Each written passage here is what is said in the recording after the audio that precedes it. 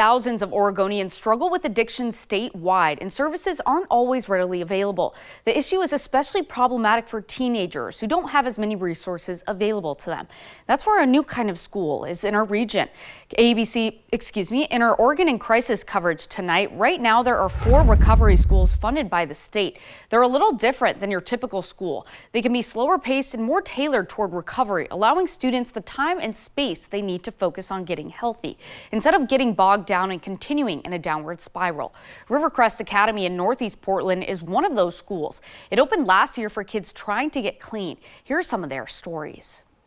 Usually smoke weed. Sometimes I'd do like acid or mushrooms. I was losing my ability to speak in full sentences even when I was sober. In the public school that I was in, everyone around me was just like using all the time. It sucked, honestly. The communication that I had with my teachers went downhill. I wasn't able to reach out to them. They struggled with addiction and ended up faltering in school. Studies showed teens struggle to recover from addiction at neighborhood schools. 80% relapse. But when you look at those numbers at recovery schools, relapse rates dropped to 20%. The Oregon Department of Education is now pumping more money into these schools. In late July, Rivercrest received state funding for the first time before it was supported by Multnomah County Schools.